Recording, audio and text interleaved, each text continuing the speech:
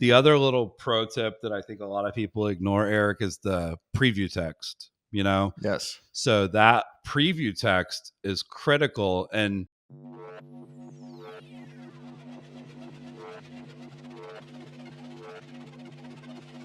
Ladies and gentlemen, welcome to the walkthrough, the most underrated, valuable marketing show podcast in real estate history. I'm Eric Simon, aka the hashtag hooligan, aka Wheezy F Baby, aka the Martian, aka Tunchi. Jason, do you know who I'm referring to? This is really meta. Is it because Lil Wayne just dropped Carter 6 on Friday? Wrong. That would be a great trend, Jack, but it's because my last post got a milli, 2 million views on my last Instagram post. Haley, can we just play this thing? I posted this 24 hours ago and it's going completely viral. Wow.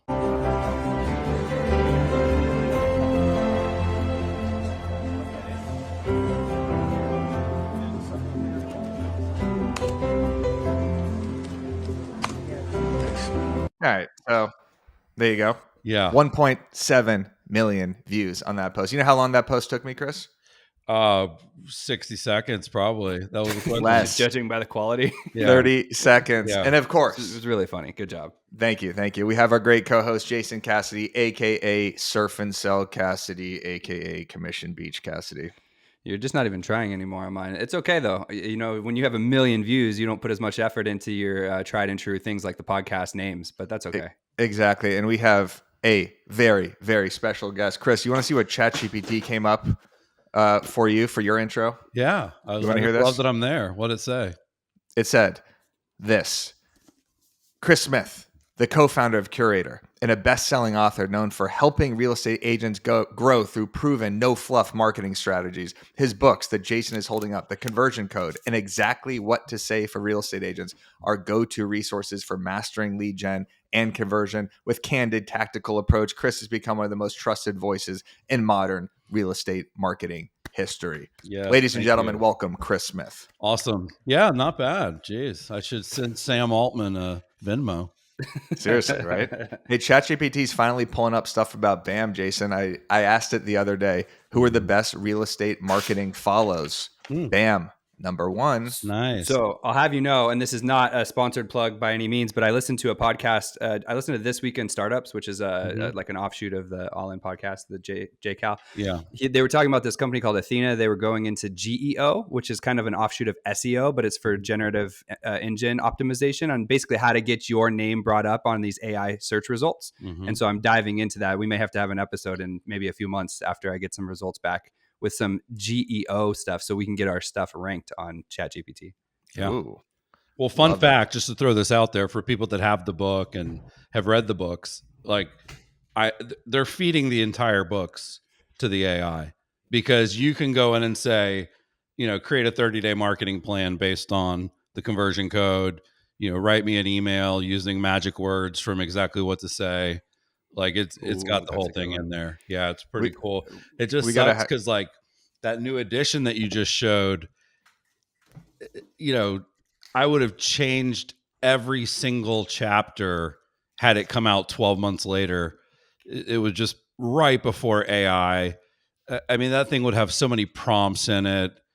It's unbelievable. But I mean, it sounds like you need a follow-up then. Yeah, I do. But at the same time, I'm 4 for 4. I don't want to risk it. Yeah, I don't. That's kind of the thing with marketing books, I think, to a certain extent, right? Is like by the time you get the book out, it's a lot's changed. Yeah. You know what's funny about that post you did, Eric, that had 1 million views? You know what my daughter would have said? What? Only 35,000 likes. Oh, only 30. I mean, first off, 32,000 or something shares right now. That's what matters. That's all that matters. I don't know how she always just points out the negative. It's like, hey, look, I got 1 million views. Yeah, 30,000 likes. Yeah. Well, it's always those low effort posts that usually convert the most for some reason. Yep. So we have an amazing show for everybody today. Throw this video a like. Make sure you subscribe to the channel because we're going to break down email newsletters, how real estate agents should use email newsletters for their marketing. Chris is an expert in this. I send daily email newsletters for BAM. Jason has his email newsletter. So I'm just so excited to pick the brain of the conversion code on what agents should be doing. So first, I just want to set the table about how important email marketing is. Jason and I have been preaching this on the walkthrough for over a year now, where Instagram, Facebook, TikTok, YouTube, it's so algorithm specific, right? You don't own any of that. And depending on how you post it, how your audience actually engages with the post, you could put so much effort into something and then it doesn't actually get any engagement or actually convert for you. Email, you actually own your list, right? So you actually have that data. When Instagram, you could get booted off the platform, you could get shadow banned for whatever reason, or just people don't see your content. Less and less people see your content every day. So it's so important to build that list. But Chris, I wanted to start with this. Why should agents be focusing so much right now on email marketing when it seems like social media is where the puck is going, where everybody's focusing? Yeah, day to day. I mean, hour to hour, minute to minute, people are on social. But I think of it as like, you get leads through social and search, and then you nurture and convert leads through email, text, and phone. So if you feel like there's a gap in your business, what's been really eye opening with Ella, which is an acronym, email list listing appointments, it's unbelievable how many top real estate agents that everybody admires, that everybody puts on stage, don't even send anything. They literally don't send anything via email other than like autoresponders or listing alerts. And I really try to dig into why that's the case. And I'll tell you what it is. They don't want to send crap. Like word for word, like 90% of them say, I don't want to send crap. Because when you're emailing your list, you're emailing your past clients, you're emailing your sphere of influence, you're emailing the people that, send you business. And so they're very particular with what they would send them. Time is obviously part of it, but it really just comes down to like they don't want to send stuff that's not awesome, and they're not really sure how to come up with something that's awesome. And I think hopefully that's where like AI can really help people. You don't have to really start with like a blank page. You can tell it who you are and tell it where you live and tell it about the people that you're sending it to and ask it what you should include that would be kind of unsubscribable. So yeah, it's been fascinating that TikTokers with 1 million followers, we had to like sign up for Beehive on their behalf. We have to like add them to our MailChimp account because they didn't even have an account. They didn't even have their domain provisioned. And a lot of them have a CRM, but that's not an email marketing tool. You can go to Follow Up Boss and Lofty and some of these guys, and you can send a batch email. But the basics is you need an email marketing tool. For people watching, MailChimp's great. If you have a low number of subs, MailChimp's perfect because it's free. If you have a big list, it gets actually really expensive. I use Kit, which is a really good, it used to be called ConvertKit. But for people that have a large list that don't want to spend a ton of money, Flowdesk is actually one of the best email providers because it's $35 a month no matter how many people are on your list. So the short answer would be, why should they send? Because that's where the conversations happen is in email. That's where the conversions happen. Okay, I have a question here. From an agent's perspective, right? So I have Follow Up Boss that where I send batch emails, and I work with, shout out to our guy Jimmy, right? I have listing leads, so I get like I get ideas on what to send every week. Obviously, I'll send out my client database and stuff like that. Yep. So every once a week, give or take, I'll send out some sort of a batch email, right? We have a database of 10,000 for the team, but I'd say that I have the big list that goes out to 10,000. Then I have my database of just under 500. Those are my past clients and the people that I send to. Why should an agent, do I need to be sending an email newsletter through like a MailChimp, like a nice HTML designed email newsletter, or can I send it out through the batch email? Which one's more important? Which one converts better for the agents out there? Well, you can send it either way. Like if it's a small list, you could use your CRM. You're going to be limited on design. Yep. You're going to be a little bit there's limited no on design, like reporting. Right. So like you don't really get like link level data. So Correct. If you wanted to look at your emails and say, what are people clicking on the most, which is obviously really important. I don't think a lot of the CRMs give you that sort of like granular look at it. No, I see the clicks, the opens and the clicks, but it doesn't show me what they clicked on. Yeah, exactly. Follow Up Boss. So that would be like a reason to do it. Another reason would be if you want to have a really nice, like email newsletters are really about branding. And so the idea that it looks beautiful, I think is important to a lot of agents. We're trying to incorporate their headshots, their logos, like the city skyline, of the market that they work in, because that's an impression. Every single time they see it, it's like, that's a good thing. But there's no rule. Like, the reality is, and this is something that people come to us and they're like, hey, like, how are you going to help me? And it's like, well, we're going to be consistent. We're going to make sure it's awesome. We're going to, like, not forget to do it. But the impact of the open rate has very little to do with, like, Follow Up Boss or MailChimp. The impact of the open rate is the sender's name. People don't realize that.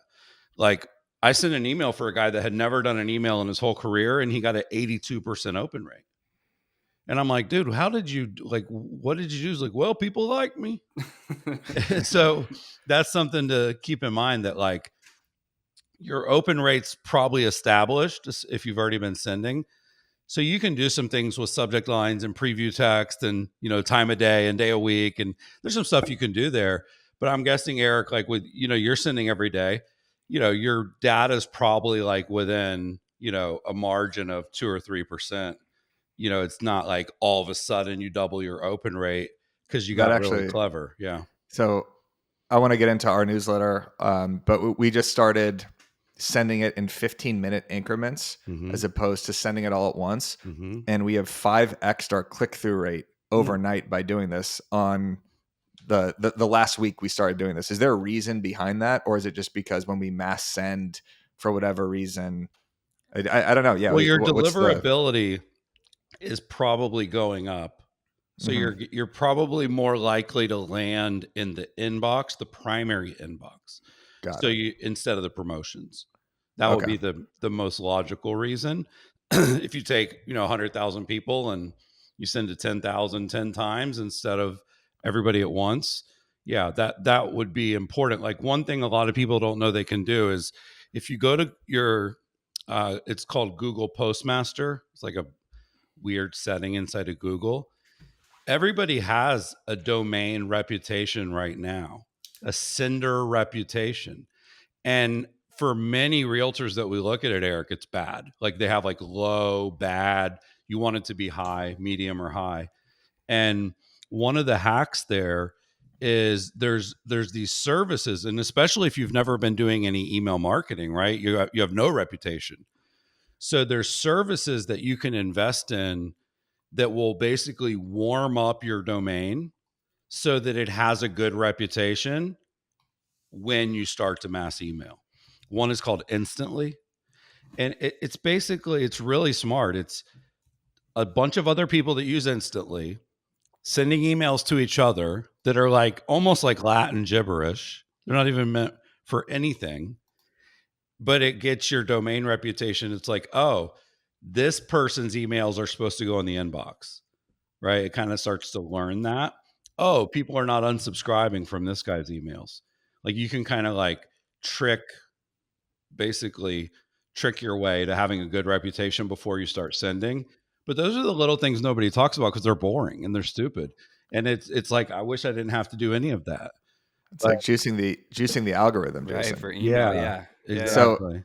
So Chris, you said a lot of top agents who don't have newsletters, they don't want to send out crap, right? So what would an email newsletter look like that isn't crap for an agent? Like, what do you recommend people send? Is it hyper local content? Is it a combination of that plus their listings? Like, what are you seeing from the best agents? It's hyper local, real time, trending. Like, it's stuff that I think of as kind of that digital mayor bucket, where you work in Avalon Park, Avalon Park, the restaurants, the events that are happening, the local businesses that are awesome. You're just putting a spotlight on that. And then, of course, it should have listings and market information, because, like, you're a realtor. It isn't that you shouldn't send that. It's that you shouldn't send only that. So we have a lot of clients that, like, they really lean into their passions, which I think is super cool. Like, one of our guys up in Philly, his name's Andrew Himes. He does, like, a breakdown of a golf course every month. That's, like, a course that he plays that he loves. When we do restaurants, like when we first start a client's account, we'll just say, hey, Send us 6 restaurants that you actually go to that you love and like what your go-to order is, and we'll just use those. So it's a combination of like things to do, restaurants, and then we look at the events based on the demographics of the list we're sending to. So if you work with a lot of families with kids, you should have a lot of, events that are family friendly. If you don't, and you're mostly working with young professionals or, call it empty nesters, that should change the kind of events that you would put in there. But the category that I think is the most exciting that most people overlook is urban and commercial development. People are insanely interested in like the iconic Macy's in San Francisco is shutting down and what's going to replace it. Those articles where, the Chamber of Commerce has to decide by July 5th if they're going to approve or deny the initiative, those things really get people clicking. Those for us get like the most click throughs of anything that we cover. And there's websites that can find that stuff. Obviously, you can use AI to help find that stuff. But to me, that one is like the perfect blend of like community cares, but it's real estate centric. And so if I were to have 5 sections, I think it's incredibly important to establish sections because then it's not so overwhelming. Like for mine, it's CHRIS, thechrislist.com. And it's content, how to, research, inspo, and stats. And so like it ends up being 1,000 words, 1,100 words when I'm done with it. But it's really just, 550 to 200 word summaries. And I think that for people is important. We just shipped one today. I'll try to pull it up. I won't share the screen, but Ryan Ruttman, he's in Owensboro, Kentucky. So it's Ruttman, Rutman, Ruttman Life, under construction, testimonials and tips, market minute, available properties and news. We were able to work that in. We don't do it with the name every single time, but I think that would be what would be worth spending time on. We have a guy up in New York. He loves art. He loves wine. Like we try to incorporate their passions when we can. And one of our early adopter clients, he's like, Chris, our most popular section of our newsletter is our Netflix and streaming recommendations. People really appreciate those. So I don't think there's really rules. It would be a hybrid of like, you're a realtor, so send some real estate stuff. You're a community and local expert, so send some hyper local stuff. And then you're a human, so send some stuff that's like stuff that you like. Like with my own newsletter, I don't even care about the research or the stats, but I know other people do. I love the inspiration stuff. I love the how-to stuff. All in the same email though, right? So when you're saying sections, you're saying it could be your passion, it's the listings, it's the hyper local content, all sectioned out in one email newsletter. Exactly. The market minute, the, where to eat, kind of establishing a framework and then working against that. Because if you do that, it makes it much easier to create like a custom GPT to help you. Because if you can go to like where you build GPTs and Chat GPT and say, hey, here's what I want, here are the categories that I want to include each and every time, it makes it much easier for the AI to do its job. But the AI is a little overrated when it comes to this stuff. The way we think of it is the AI is really good for helping you find stuff that you should feature. And it's really good at making it sound like you and sound, local, but it's actually not really that great at like the summary and the writing itself. Like that part is almost table stakes. Finding great stuff and then polishing it and applying your brand voice. Those are the sort of like 2 things that matter the most. And most people just focus on the summary. They don't care as much about the quality of the source or the personalization of the message. How often do you recommend that agents, maybe this is more of like an Ella-based question, how often do you send out your newsletters? Yeah, I know Chris List is weekly. Mm-hmm. Yeah, the Chris List is weekly, but I would say 90 to 95% of realtors should start with monthly. It's crazy to try to keep up weekly, especially if you already haven't been doing anything. So I would say 90 to 95% should start with a monthly newsletter. And then based on how it's going, they can ramp up. But you have to remember, they're going to want to send a listing email. You know, we incorporate some of the listing lead stuff as well, where it's called a conversation starter. So we do the newsletter, we call it week 1. Week 2, we turn the newsletter into posts and graphics for social. So by putting that work into the newsletter, we're already creating probably 8 to 10 really good social media posts. And then on week 3, we take everybody that opened the newsletter and we send them a more plain text FUB style. Hey, the tariffs have been wild. A lot of people are asking about how it's going to impact their home's value. Do you want me to create a CMA for you? I got plenty of time this week. So, and then if you add a listing or you add a sold or you add a client party invite, like there's other reasons to send. We have a couple clients. Like if you're a prolific content creator on social and you're doing a lot of YouTube and a lot of social media, then you may be a candidate for 2 a month or 4 a month. It's rare that I would recommend somebody start with weekly, but you'd be amazed. Like if you have the appetite for it, it doesn't really change the stats that much. I'm sure, Eric, you could speak to this. If you do monthly, yeah, you'll probably get the highest open rate because it only goes out once a month. But by moving to weekly or by monthly, like even now you're doing daily, it's almost like it doesn't really negatively impact it the way that you might think it would. You might get some unsubscribed surges out of the gates or something like that. But for the most part, people are not sending nearly enough. Yeah, when we started BAM, I think we were at 2 or 3 a week. It was usually Monday, Wednesday, Friday, incorporating all of our blog posts, podcasts, and everything. And then we ramped up to daily. And now we're every Monday through Friday, all of our content in those emails with the sections of what you could click on. And then Sundays are you bored in an open house email, which has our best click-through rate, actually. So we're 6 out of 7 days now.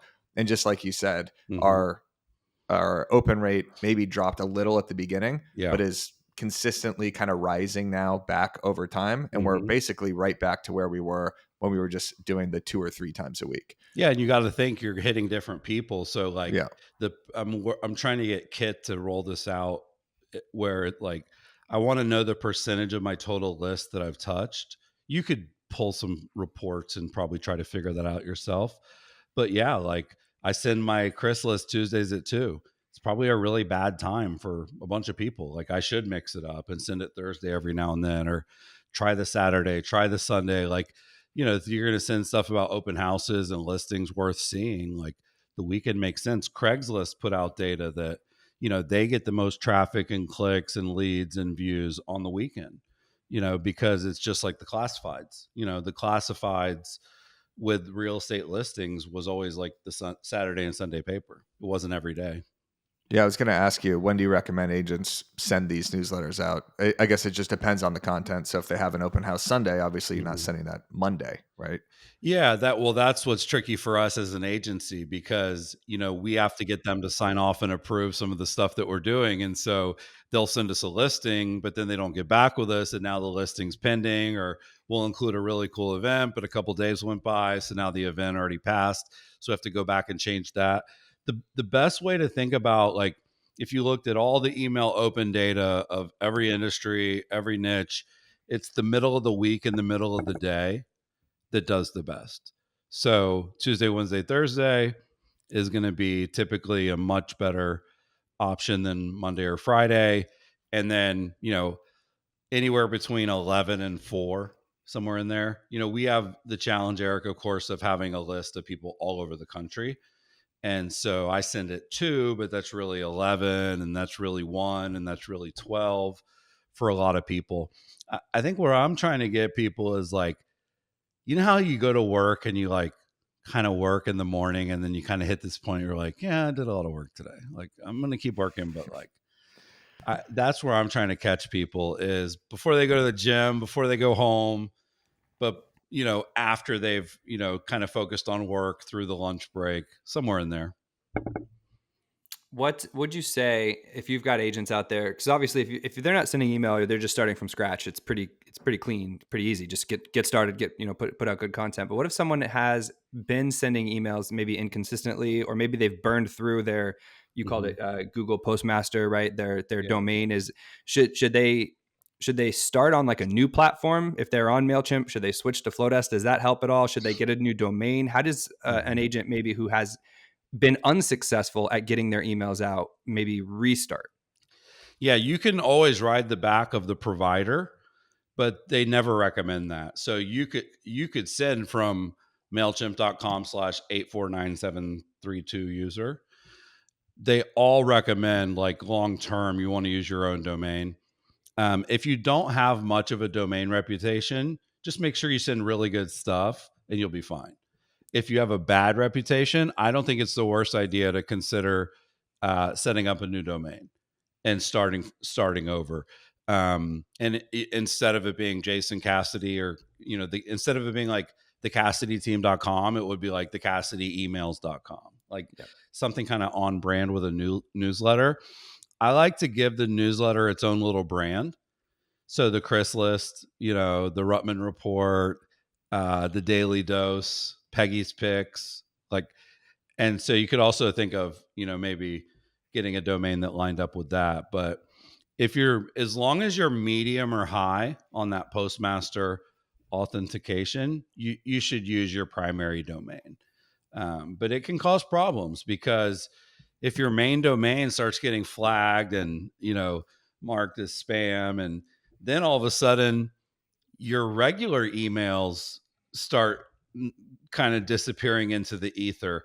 Like, I've hired people twice and it's been completely worth it to actually, like, clean the list, clean it up, do it right.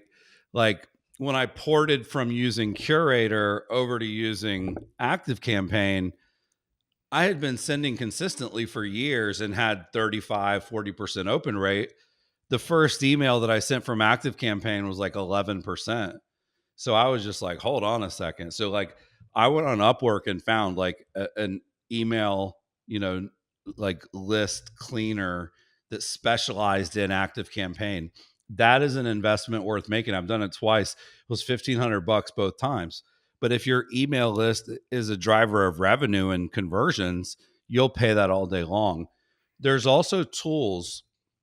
I think one's like Clean 86 or Clean something. But one thing that's crazy, and you should do this, Eric, for sure. When you clean your list, you basically upload your list to a service that's for email list cleaning. They will scan your emails, and what they'll find is some of them are like trapdoor emails that are just literally built to, like, fuck up your account, basically. You have bounce emails that are not valid. You have people subscribe multiple times. Like, it's worth cleaning your list.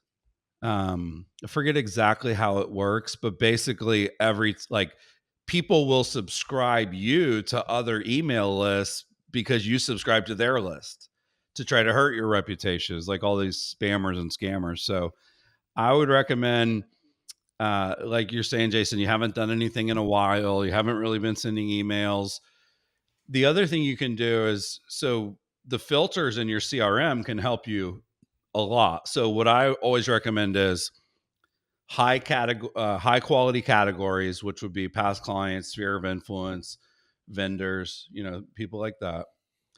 But then active in the last 6 months, meaning from the leads. So if a lead has been on my website or opened a listing alert or clicked on something that I've sent in the last 6 months, I'll add them to my quality list, and then that'll be who I send my newsletter to.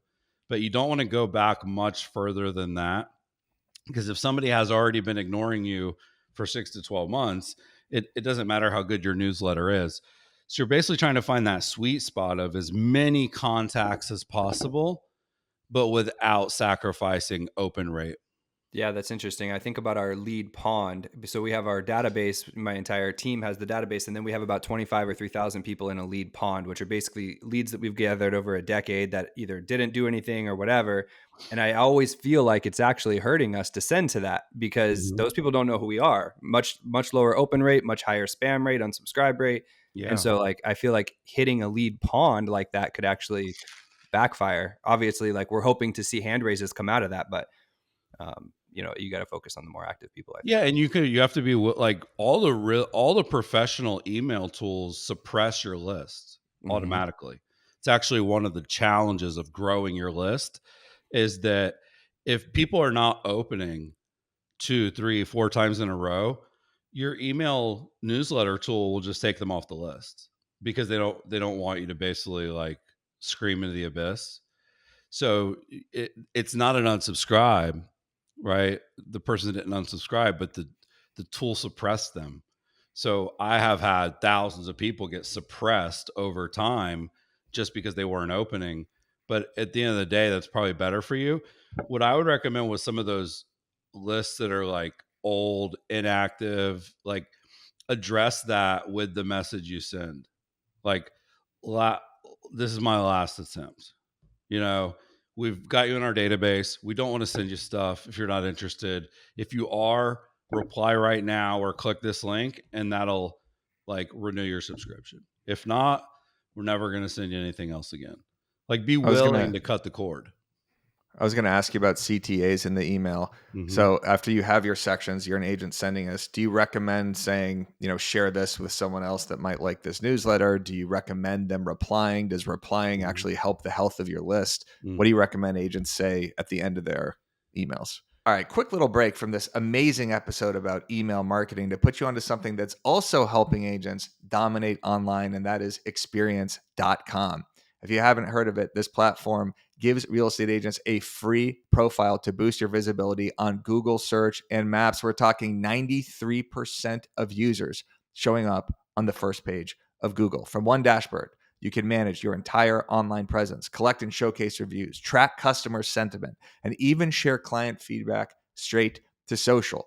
Oh, and did I mention it is gamified because reputation management is way more fun when there's an actual scoreboard. So if you want to show up higher, look better online, and actually control your digital reputation, hit the link in the description to claim your free profile right now. Yeah, getting replies is really helpful, but from a quality of account standpoint, but also just that's the best outcome possible. But it's tricky because it's not a normal human behavior to reply to an email newsletter. Like you guys probably don't get a bunch of replies at BAM. Like even though people like you, even if you say like 5 times, like reply and let us know what your favorite restaurant is, or what's your favorite dish, or hey, if you go to any of these events, let us know, or if you have an event coming up, let us know. Like, I hate to like put that in a newsletter like 5 times, knowing no one's going to do it. So I would more so think of specific links, not every link. Like if somebody clicks on, the Easter egg hunt, I don't care. Enjoy the Easter egg hunt.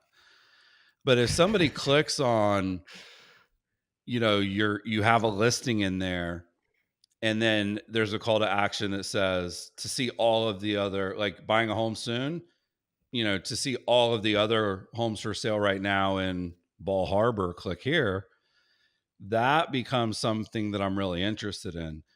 I use PS a lot. PS, if you're thinking of selling your home this year, you can get an instant home valuation over on our website. So you can link people to landing pages that you already have. That's called a treadmill list, where you're getting them to kind of like resubscribe even though you've already got them. HubSpot does a tremendous job of this. Like, you're already on their list, but then they send you an email and the email links to a landing page. It's like, why do I have to fill it out?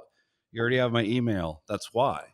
That's another way to help your sales team identify people worth focusing on. So I would make sure in the opening blurb, the closing blurb, and then maybe a PS. Not so much begging for a response, but we talk about like, hey, we hope you love the newsletter. Thanks for reading to the end. We're always here for you when you do have questions. If you send somebody our way, we'll treat them like gold.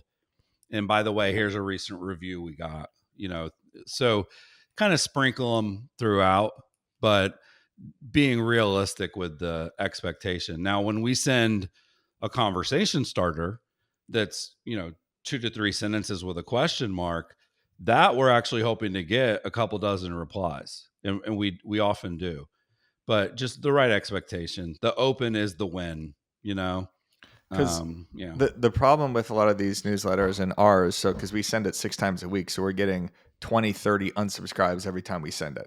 So I'm constantly trying to rebuild this list with lead magnets and webinars and other methods where they're just organically opting into our website. So should they add something at the end like that's an incentive to forward it, or like how do they keep growing the list, I guess is my question. I know they could do it through social, but is there any tricks that they could do within email to continue the growth as opposed to the list dwindling basically every time you send it? Yeah, those sort of sympathy asks do work. Like, we put a lot of work into this newsletter. It takes a lot of time, and we hope you love it. If you could take this link, share it right now. Like, here's like even giving them like the caption, like, Right. and then being real specific. Like, with realtors, I'll do ones that's like, can you please share this in your favorite Facebook group that has other agents in it? If it was a consumer, I would say, can you please share this with your friends on Facebook? Because that's where most people have the most following, or Instagram. It does help for sure. You get a little pop, but not as much as you'd be hoping. I mean, they have these really robust referral programs. You guys might want to look into that. Like, one's called Spark Loop, where it tracks how many people they've referred, and they unlock levels of prizes based on the number of referrals. The Hustle does that. Morning Brew does that. There's some traction that you can get there, but like, you're never going to grow your list better than just having lead magnets running through ManyChat, doing listing promotions on Facebook where you get a huge pop of new emails. You have to always be growing because you're always going to be churning. No, I was just going to ask about like, what is in the content itself? Are there any mistakes that agents are making that can get them like flagged as spam or something like that? Like, what are you seeing agents doing wrong? Well, one of the big ones is this sort of AI bullshit meter. Like, there are certain words and certain call it like punctuations that make it crystal clear that it came from AI. One of them is an M dash. You know what that is, Jason? Like the long dash. Like, I saw this article where a teacher at a high school, like every paper he got submitted had a M dash because they were all using AI to write their papers. And then he basically said, "Hey, write a sentence and use an M dash properly." No one knows like where to use them. What I've learned is that like almost every place that the AI puts one, it could be a comma or it could be a period in a new sentence. So that's what I would be scanning for, is sort of like, does it sound like a robot? Like, when you read Glenda Baker's newsletter, it's like, hey, y'all, like, we say y'all like 5 or 6 times because that's how she really talks. I'm sitting on my porch with a sweet tea in my hand right now. Oh my stars, can you believe da da da da da? Like, you just say that before every sentence. Yeah, I know it's tricky, but like, I have a big pet peeve of like too many exclamation points. Like, I try to tell my team, every one you add makes the impact of all the other ones less. So keep that in mind. And they have tools. I can't think of it off the top of my head, but there's tools that will check like human or AI. And you can use the AI and you can get it down to like 0% AI detected. So it's really like, and what I would do is I would go into and I've done this just because it's annoying. If you go into your settings for ChatGPT or Claude or one of the AIs, you can basically in your settings say never use M dashes or never use these words. There's also like words that are like only in AI, would use. So I think of that more than um, spam words. Now, there are, if you do a quick Google search, there are words that get triggered as spam, and especially in subject lines, which, and I don't think people are trying to do this, but like you have to be really careful, like dollar signs and like the word free, no Damn it. cost, I just sent an email right before this for free template because we're yeah. giving out free just listed templates and Yeah. Baymax, which everybody I should would join right consider now. Free like trial. no cost, like zero, Ah, like, I knew it. I was thinking about that as we sent it. I was like, this could be a trigger word. yeah, That does make million complete is sense. another one. So You're right. there's words that you would actually use in, you know, emails that there's no malice when you do it. It's just these email service providers, like they're just robots like scanning. So you can actually do a spam checker prior to sending. So it'll say, what's your subject line? We'll check it. Copy and paste your email. We'll check it.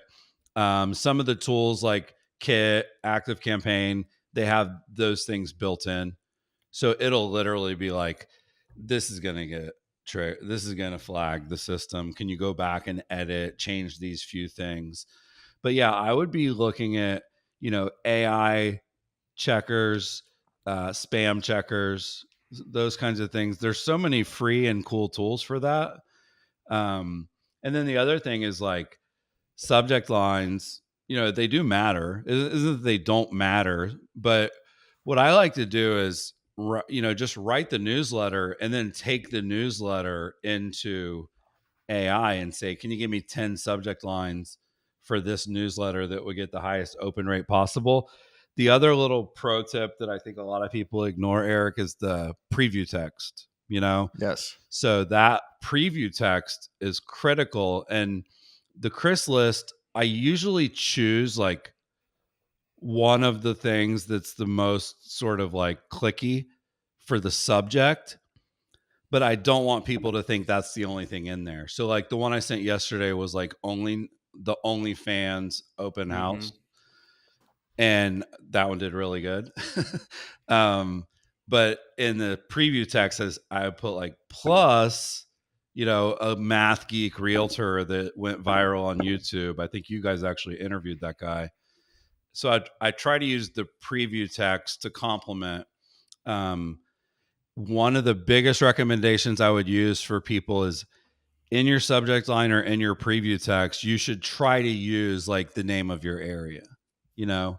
So if it's what's happening in Manchester this month, or if you just do like a subject line about like a topic in the preview, don't just say like, here's the events worth checking out. Here's the events happening in Southern New Hampshire in June. Like specificity really helps there.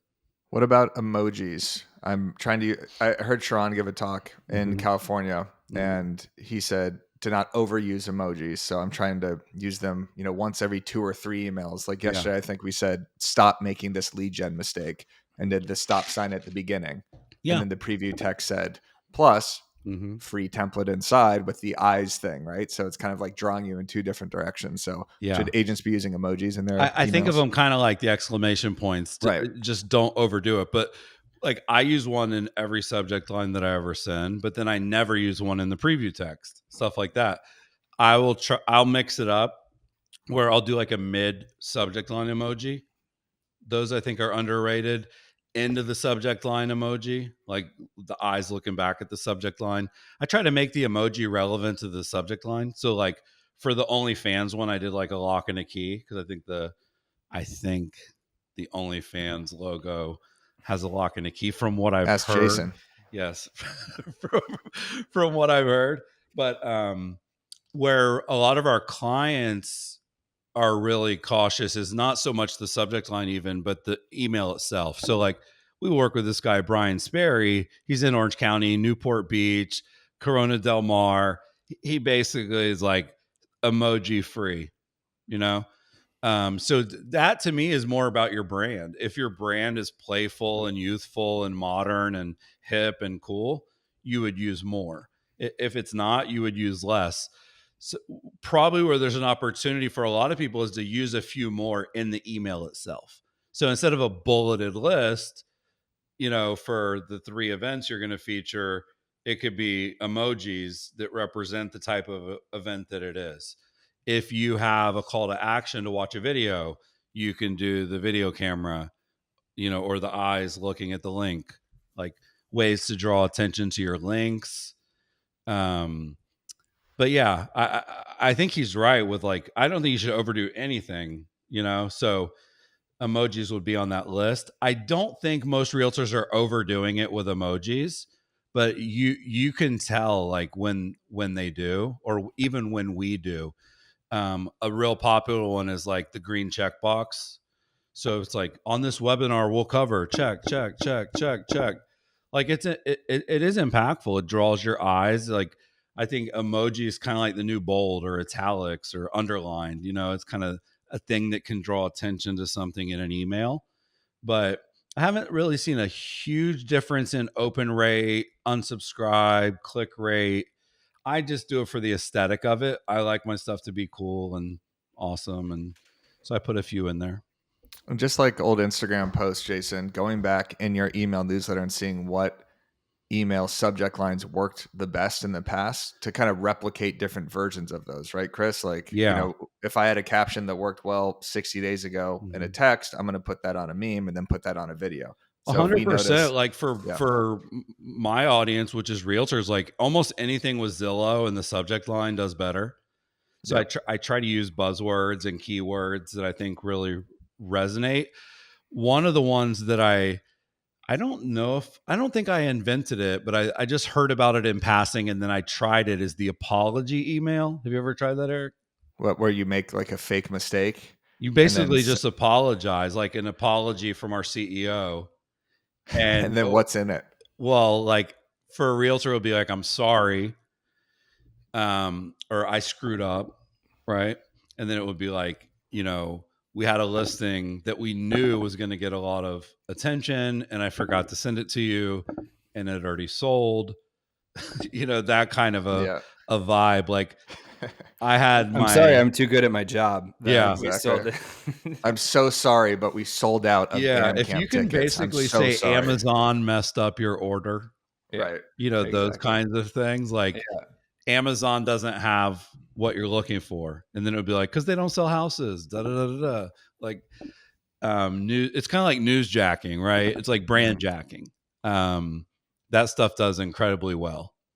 I'm hard stopping, so I'm bowing out. You guys can land this plane. I don't know if this gets cut out or not, but thank you very much, Doug. I took so much. I took mad notes during this. This is gonna be a really good episode.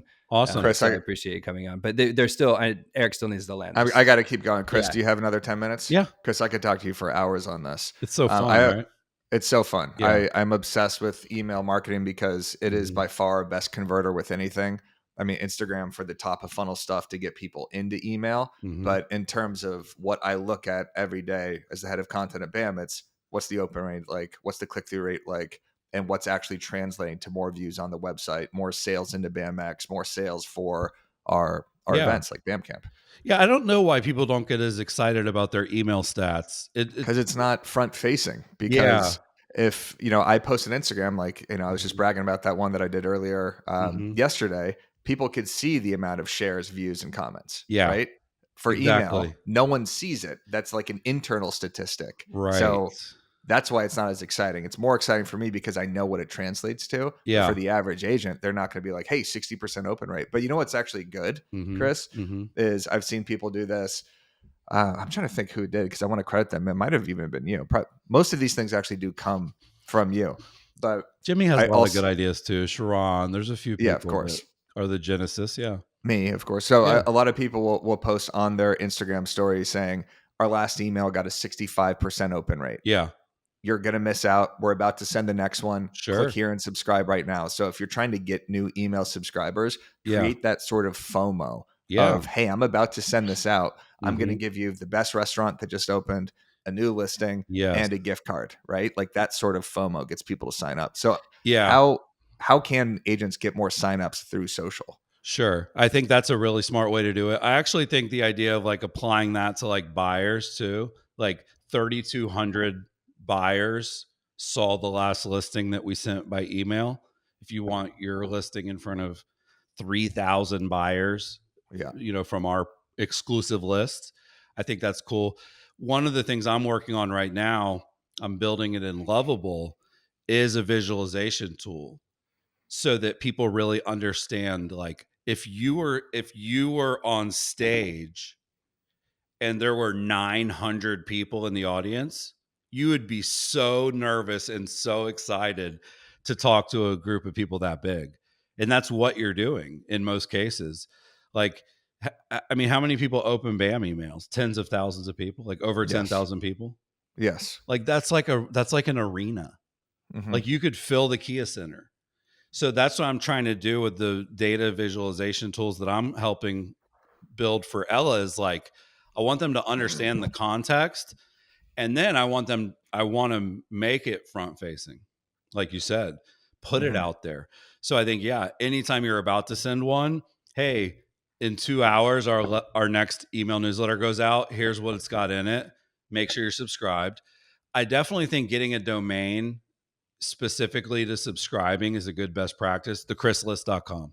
Like that's really easy to mention, like on social, instead of sometimes they give you like a MailChimp link, or sometimes realtors have places on their website to subscribe, but it's not as obvious as you'd think. Like they don't really have a real straightforward, like, sign up for our email newsletter, like, section. Yeah, they should have that in their Instagram bio too. So you could add multiple links in your Instagram bio. You should have it in your highlights section as well, saying subscribe to my newsletter. And if you don't have it in your bio, at least have a lead magnet that then captures the email. Exactly. But Marie Lee from Tennessee, who we've had on multiple times, I always forget what the name of her email newsletter is, but it's something catchy, like how you would recommend, like the Nashville hot take newsletter or something like that. Yeah, Nosy in Nashville. Yep. Exactly. And then it has a subscribe here right there. Yeah, so or she's probably DM Nosy to join our list. Yep. Exactly. You're not going to get that many because very rarely are people clicking around your bio, but you should have it, right? Maybe you get 10, 15 a month or something. Well, here's the other thing, and just kind of spitballing, but like, I love the idea of going back in time and taking a bunch of stuff from a bunch of newsletters and then building an ebook off the back of that. So like the ultimate date night dining guide for Miami, but it's really just your last 50 restaurant recommendations. Yeah. The foodie's guide to yeah, exactly. Kind of repurposing it. The events one's tough because those come and go so quickly. But if you think about, like, what are the evergreen, like the Andrew Himes example, like, 5 golf courses that you're going to love playing that you haven't played yet, downloadable list. So repurposing it, I think is a really good idea. I actually think when you make it about the community more so than about the realtor, and there's different people that should do it. Like Peggy Hill is a brand in Barrie, Ontario. Peggy, everybody knows Peggy. She's a superstar in the market. So hers is Peggy's Picks. Makes perfect sense. But in many cases, if you brand it to the community, like one of my favorite ones that we do is called the Brazelton Buzz, and it's Brazelton, Georgia. Smaller market. She uses the little B, for the buzz. Advertising that just as a straight up, like, the best email newsletter in Brazelton, it includes this. People are not being positioned with those types of advertisements. You know what I'm saying? There's very, very few people advertising a hyper local email newsletter. So if you offer one, by all means, now if it's Brad's Blueprint versus the San Francisco scene, I do think the click and the sort of like, I don't want to join Brad's Blueprint, but like the San Francisco scene, absolutely. So that's one of the reasons I like kind of sometimes branding it more about the market than about the agent, but that's just situational. Like mine's literally called the Chris List, so I can't say much. Yeah, but you also built up a brand before that, so people knew who you were. Right, so that made more sense. Yeah, like Glenda Baker's "Oh My Stars," her newsletter's "Oh My Stars." Amit Buddha's "All in Miami" because everything is allinmiami.com.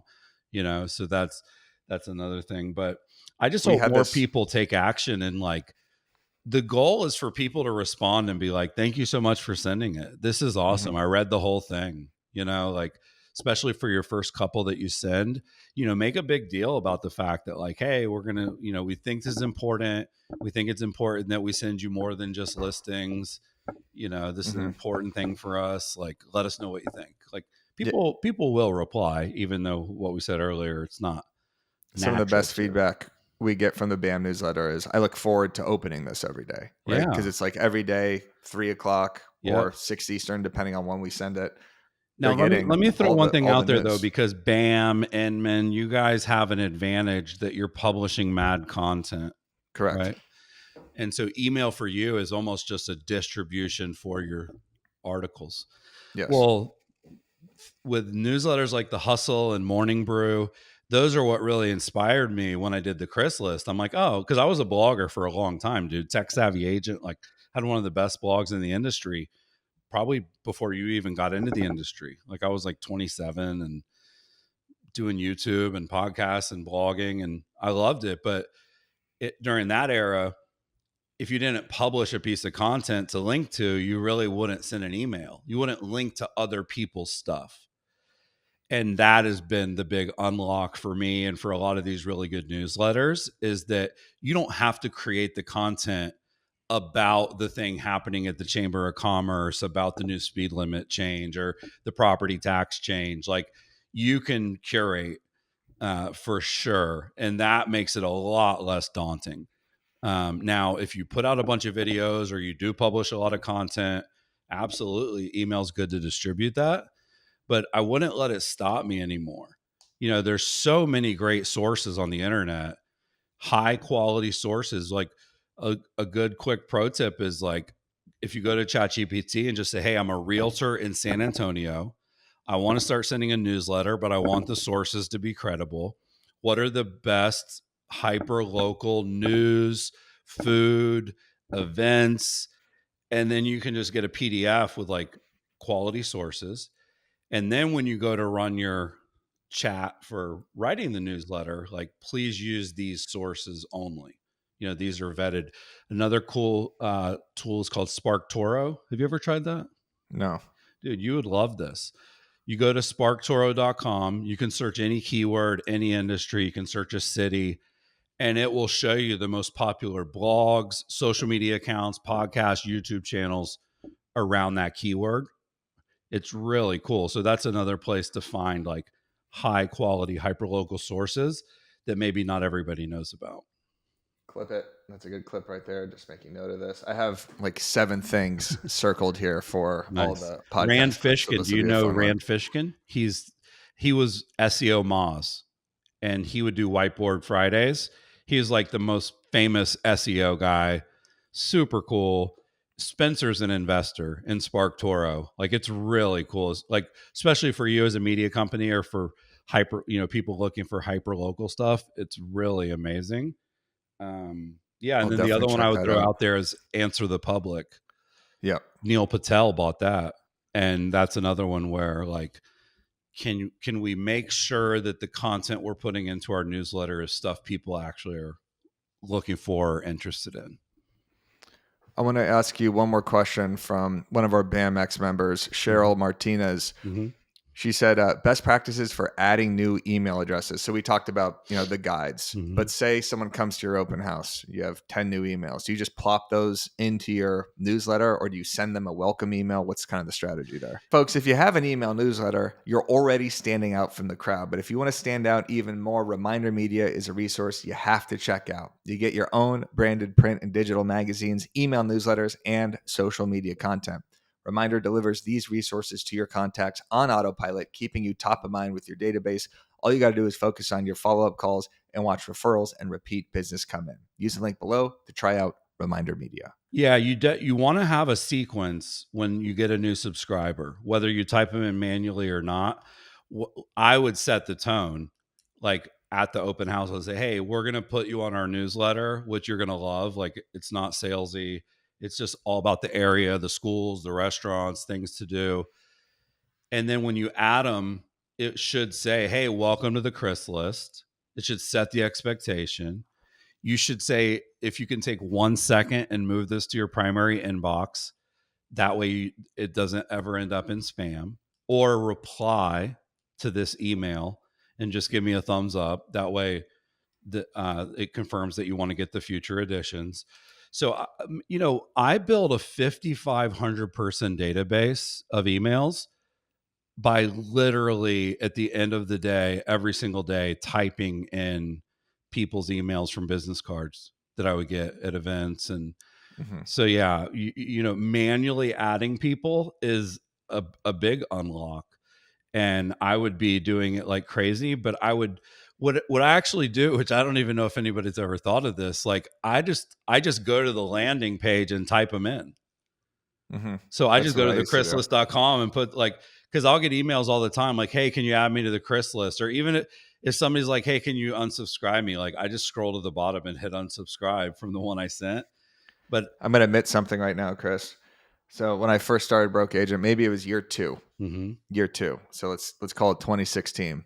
I would sit in coffee shops, act like I was working, but basically I would post one piece of content and kind of figure out like, what's my next move here with this? Because you can only publish on Instagram so many times in one day. Sure. And I knew that I had to build a newsletter. I had a blog kind of once every couple of weeks on thebrokeagent.com, but wasn't really sending it to anybody. Didn't know what to do with it besides share it to Facebook.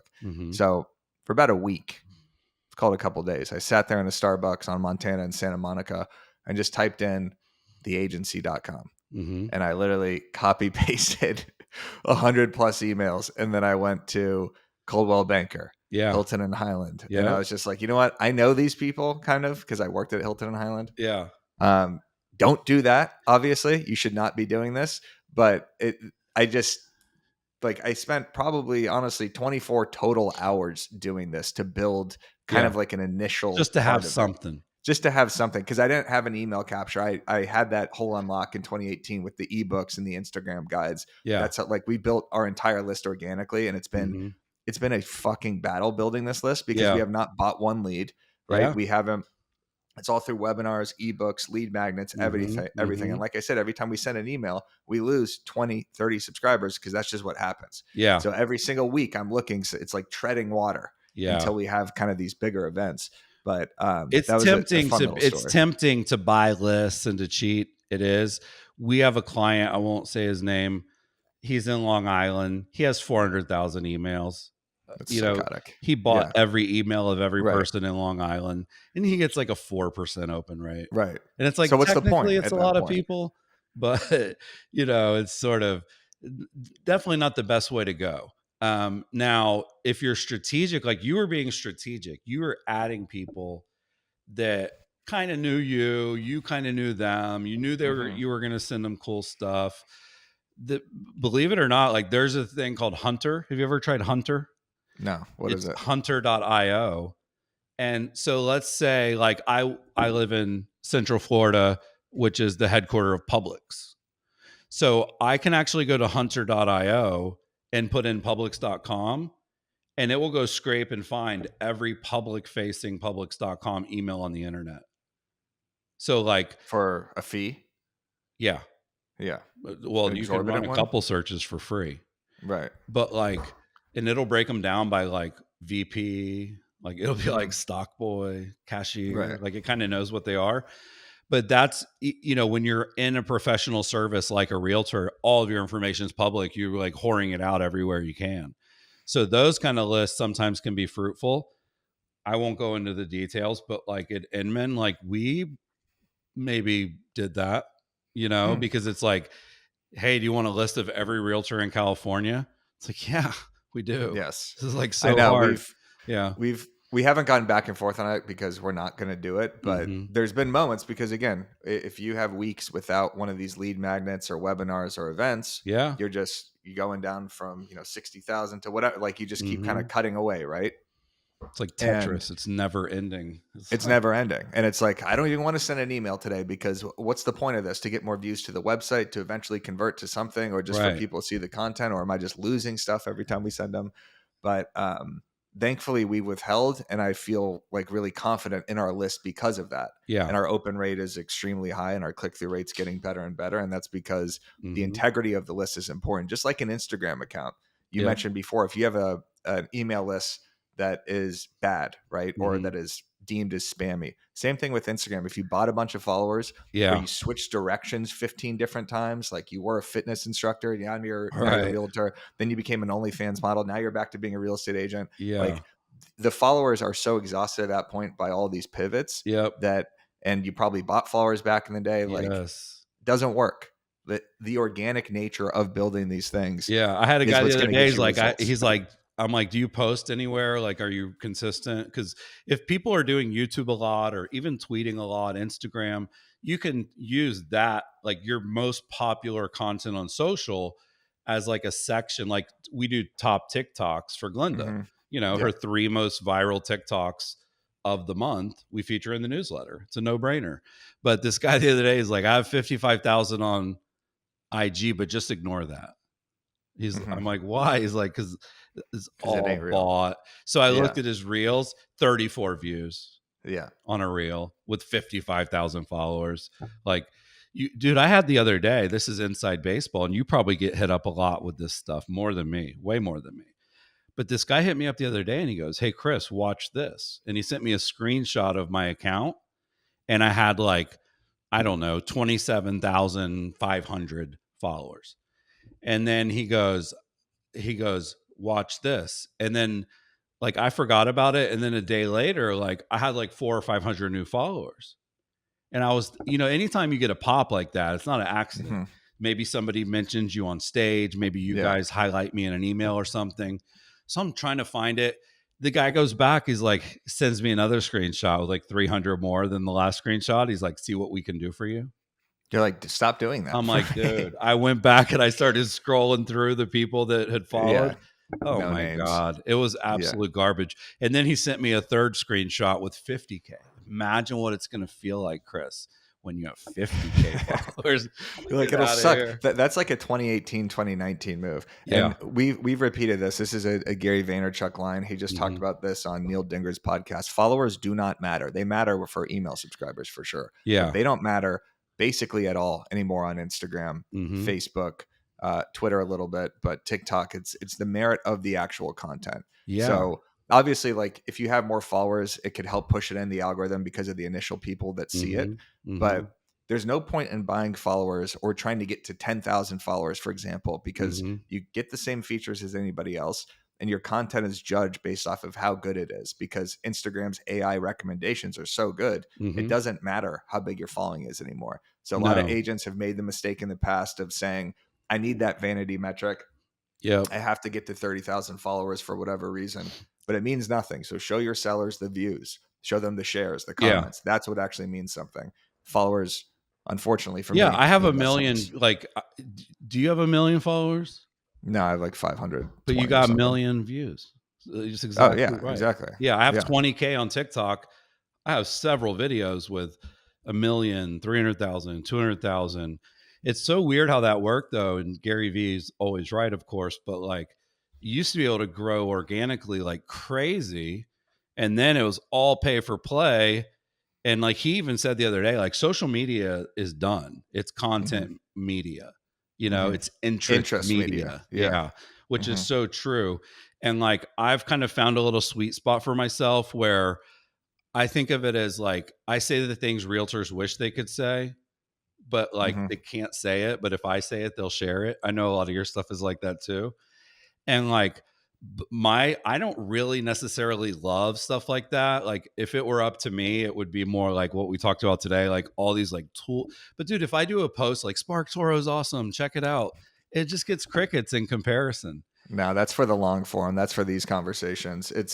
I mean, trust me, like doing a media company, it's really hard to pick out clips that I know Mhm. will get views Mhm. because of the hook and what's being said, or a Yep. tweet that's, powerful and could kind of trigger people Yeah. based off of like a pure value thing. And it's always trying to find that balance of, all right, Mhm. well, I can't just post this to social knowing it's going to do nothing, because there is no point in that. Like we always do this with our clips. Like if it's something that's being said Yeah. that people kind of already understand, are they going to share it? No. Are they going to Right. comment on it? No. Then there's not really a point in posting it, right? Yeah. It's The the so world what doesn't need test. another blank, right? Exactly. But it needs good blanks. That's why I Yes. have a lot of people that ask me, should I do this? And it's like, you know, the world will keep on spinning, even if you Yeah. never do. But the supply and demand of really good stuff, really funny stuff, really interesting stuff is definitely still out of whack. 100%. Well, Chris, I could talk to you for honestly 3 hours on this Yeah. stuff. We've been going here for an hour. Where can the people find you, and tell them about your email service? Yeah, well, if, I guess I should send people to the chrislist.com. That's my weekly email newsletter every Tuesday at 2. EllaEmail.com is our email marketing agency.